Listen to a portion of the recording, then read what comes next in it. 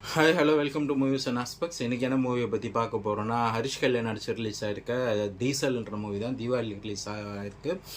And இந்த movie ஸ்டோரியை பற்றி சொல்லணும்னா இது ஒரு க்ரூட் ஆயில் மாஃபியாவை பற்றி பேசுகிற ஒரு ஸ்டோரி. பேக்ட்ராப்பில் ஃபிஷர்மேன் பிரச்சனையும் சொல்கிறாங்க.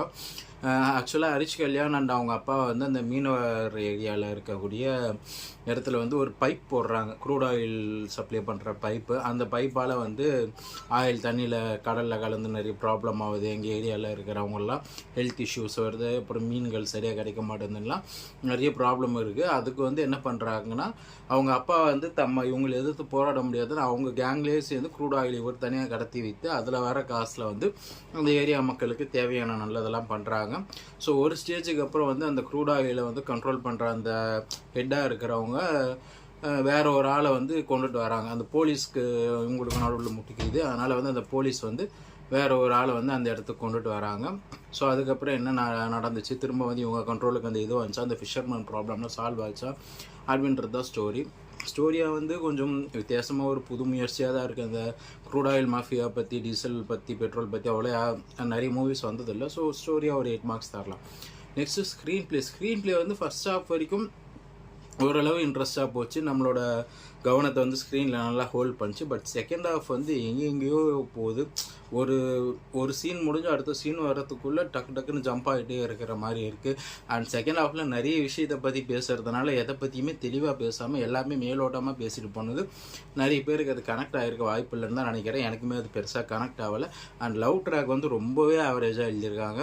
இந்த லவ் ட்ராக்லாம் பழைய படத்தில் வர மாதிரி இருக்குது. ரொம்ப ஒரு சில்லியான ஒரு பேக்ட்ராப் வச்சு அவங்க ஹீரோயின் கனவில் ஹீரோவோட இறந்து போன அம்மா இது பண்ணுற மாதிரிலாம் வருது. இதெல்லாம் நம்புகிற மாதிரியும் இல்லை. லவ் ட்ராக் ரொம்ப ஆவரேஜான லவ் ட்ராக்.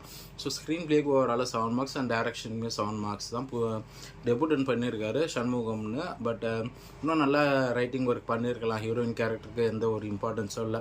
சும்மா ரொமான்ஸ்க்கோசரம் அவங்களுக்கு ஒரு ஃப்ளாஷ்பேக் வச்சு அவங்கள ஜாயின் பண்ண மாதிரி இருந்துச்சு. அண்ட் செகண்ட் ஹாஃப்மே நல்லா தெளிவாக எழுதியிருக்கலாம். இன்னும் நல்லா ஸ்ட்ராங்கான சீன்ஸ் வச்சுருக்கலாம்.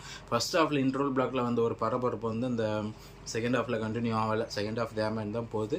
ஸோ 7 மார்க்ஸ் தான் டைரக்ஷனுக்கும். And next acting, lead acting Harish கல்யாணும் சரி, அதுல்யா இந்த மூவிக்கு தேவையே கிடையாது. பட் இருந்தாலும் அவங்களுக்கு கொடுத்த வேலையை பண்ணியிருக்காங்க. அண்ட் ஹரிஷ் கல்யாண் ஒரு சாக்லேட் பாய் மாதிரி பார்த்து, அப்புறம் பார்க்கிங்கில் ஒரு இன்டென்ஸான ஒரு ரோல் பண்ணார். லப்பர் பந்துலேயும் ஒரு டீசெண்டான ஒரு ரோல் பண்ணார்.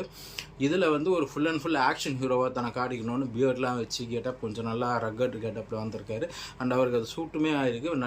நல்ல ஆக்ஷன் ஸ்கிரிப்ட், ஒரு பரபரப்பான ஸ்க்ரீன் பிளேயோட கிடச்சி அவர் அதை பண்ணியிருந்தாருன்னா இன்னும் நல்லா இருந்திருக்கும். பட் இந்த மூவிக்கு அது அவரோட எஃபர்ட்டை போட்டிருக்காரு. பட் இந்த மூவியோட ஸ்க்ரீன் பிளே நம்மளை ஹோல்ட் பண்ணாததுனால அதெல்லாம் கொஞ்சம் வேஸ்டான மாதிரி தான் எனக்கு தோணுது. ஆக்டிங்க்கு லீட் ஆக்டிங்க்கு 8 மார்க்ஸ் தரலாம். நெக்ஸ்ட்டு பார்த்தீங்கன்னா மியூசிக் ஆல்ரெடி 2 சாங்ஸும் நல்லா ஹிட்டாக இருக்கும். பேக்ரவுண்ட் மியூசிக்குமே டீசெண்டாக இருக்குது, 8 மார்க்ஸ். அண்ட் நெக்ஸ்ட் சப்போர்ட்டிங் காஸ்ட்டாக இவரோட அப்பாவை வரவராகட்டும், அண்ட் அந்த கருணாஸ் நடிச்சிருக்காங்க. அவங்க எல்லாருமே நல்லா ரமேஷ் திலக் பண்ணியிருக்காங்க. அவங்க எல்லாருமே நல்லா பண்ணியிருக்காங்க, 8 marks. And next cinematography and editing நான் ஆல்ரெடி சொன்ன மாதிரி சீன்ஸ் ஒரு சீன் நமக்கு கிளியராக புரியறதுக்குள்ளே அடுத்த சீனுக்கு ஜம்ப் ஆகிடுது. அது கொஞ்சம் அவாய்ட் பண்ணியிருக்கலாம்.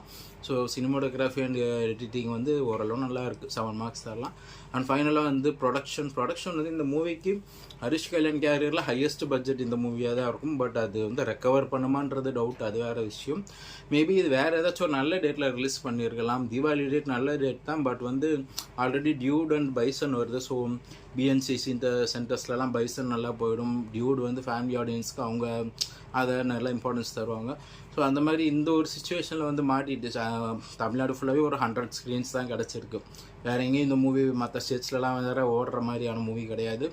அந்த மாதிரி மார்க்கெட்டும் ஹரிஷ் கல்யாணுக்கு இல்லை. ஸோ ஒரு நல்ல டேட்டாக சோலோவாக ரிலீஸ் பண்ணியிருந்தாலும் இன்னும் கொஞ்சம் நல்லா இருந்திருக்கும். அண்ட் ப்ரொடக்ஷன் செலவு நல்லா பண்ணி எடுத்திருந்தாலும் ப்ரமோஷன்ஸ் பெருசாக பண்ணலை. ஸோ அதுக்கு 8 மார்க்ஸ். ஓவராலாக இந்த மூவிக்கு 75 மார்க்ஸ் தரலாம்.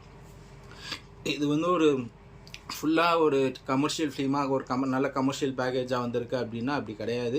ஃபர்ஸ்ட் ஹாஃப் நல்லா எங்கேஜிங்காக போச்சு. அண்ட் அந்த லவ் சீன்ஸ்லாம் கொஞ்சம் அவாய்ட் பண்ணிடலாம், இல்லை நல்லா எழுதியிருக்கலாம். செகண்ட் ஹாஃப் வந்து நமக்கு கத்தி மூவியோட சிமிலாரிட்டிஸ் நிறைய தெரியும், அதெல்லாம் ஆல்ரெடி பார்த்த மாதிரி தானே இருக்குது அப்படின்ற மாதிரி. அண்ட் பெருசாக லாஜிக்குமே இருக்காது அதில். ஸோ வந்து ஓவராலாக வந்து இது ஒரு ஒன் டைம் வாட்சாக தான் சொல்ல முடியும். பாக்ஸ் ஆஃபீஸ் சக்ஸஸ்ன்றது இந்த மூவிக்கு டவுட்டு தான். உங்களுக்கு வந்து ஒரு சோஷியல் மெசேஜோட ஒரு கமர்ஷியல் ஃபிலிம் பார்க்க இன்ட்ரெஸ்ட் இருந்தால் இந்த மூவி ஒரு ட்ரை பண்ணலாம். அண்ட் மற்றவங்களுக்கு இது ஒர்க் ஆகிறது கஷ்டம்தான். உங்களை நெக்ஸ்ட் வீடியோ